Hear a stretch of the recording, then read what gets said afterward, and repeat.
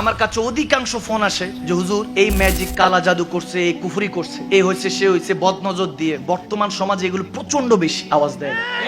কেউ যদি একটু ব্যবসায় উন্নতি করে এমন ভাবে কুফরি করে বেচারা শেষ। পড়াশোনা যদি ভালো হয়, তারপর রিলেশন যদি ভালো হয়, সমাজের মধ্যে যদি তাদের একটা অবস্থা থাকে, এমন কুফরি করে, কুফরি করার জন্য এমন এমন অবস্থা মাঝে মাঝে আসে, এমন এমন অবস্থা দেখি সুমা মায়াজাল, এগুলো আপনাদের কাছে বলতেও পারবো না। এত ভয়ঙ্কর সিচুয়েশন করে এক মানুষ আরেক মানুষের ক্ষতি করার জন্য। তবে আমি প্রথমে বলবো এটাই, আপনার বরাদ্দের যে রিজিক আছে, আল্লাহ যেটা রিজিক বরাদ্দ করেছে সেটা বান্দা কখনো আটকাতে পারবে না। এটা হলো প্রথম ঈমান রাখবেন আল্লাহ রাসূলের। তারপর দ্বিতীয়ত যেটা করতে হবে সেটা হলো একটা সলিউশন বলে দিচ্ছে যে আপনি বুঝতে পারবেন কিভাবে যে হুজুর আমার উপর কি কুফরি আছে, তাবিজ তোমার করছে, এগুলো বুঝার ওয়ে কিন্তু ইসলামের মধ্যে আছে। একটু জানাই দিচ্ছে কি কষ্ট হচ্ছে, এগুলো জানার দরকার আছে না? যে হুজুর আমার ব্যবসা করতে যাই লস হয়, চাকরি খুঁজতেছি চাকরি পাই না, পড়াশোনা করতে যাই মনোযোগ বসে না, মা বাবা সারাক্ষণ ক্যাটক্যাট করতে থাকে, স্বামী স্ত্রী কখনো বনি বানা নাই, সম্পর্কের মধ্যে সব সময় ঝামেলা লেগে থাকে, এরকম অবস্থা আছে কি নাই? এগুলো কুফরির প্রভাব আছে কিনা, বদনজর আছে কিনা বুঝার ওয়ে আছে। ওয়েটা বলে দিচ্ছে কি কষ্ট হচ্ছে।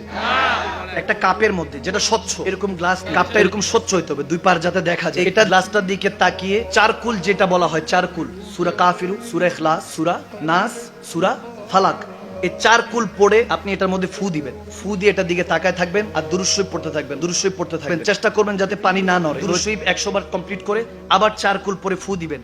ফু দিয়ে এবার ইস্তেগফার পড়বেন 100 বার। পড়ে ফু দিয়ে এটা ঘরের যে কোনো একটা কোণার মধ্যে রেখে দিন। পরের দিন বুঝতে পারবেন পানিটা যদি একটু ঘোলা হয়ে যায়, বুঝবেন কুফরি করা হয়েছে। মারহাবা কয় না? কথা ওয়েটা বোঝা গেছে?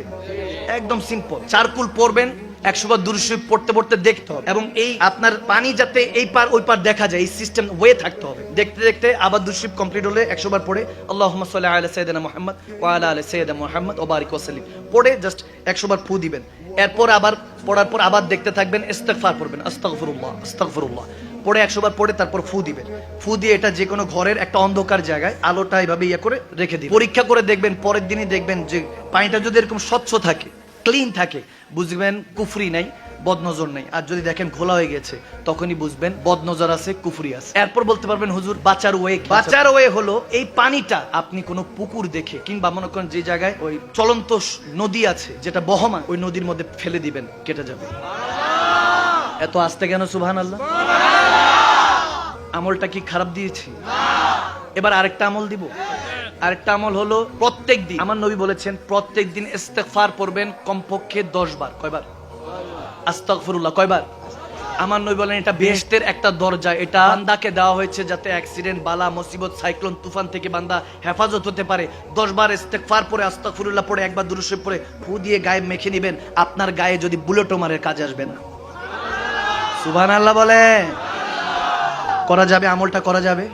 এই আমলগুলো এই জন্য দিলাম, দৈনন্দিন জীবনে কিছু আমল আছে এগুলো করলে আল্লাহ এমনি হেফাজত করে। দেখবেন যে বেরোইছেন হঠাৎ করে রিক্সা এসে লাগাই দিচ্ছে, ঘটনা হলো ঘর থেকে তো দোয়া দুরূদ ছাড়াই বের হয়েছে, বরকত আসবে কিভাবে? ঠিক না? নিজেকে ডুবিয়ে রাখুন সব সময় ইব্রুনের প্রিমিয়াম এবং কোয়ালিটিফুল আতরের সাথে। অর্ডার করতে এখনই ভিজিট করুন www.ibrun.com।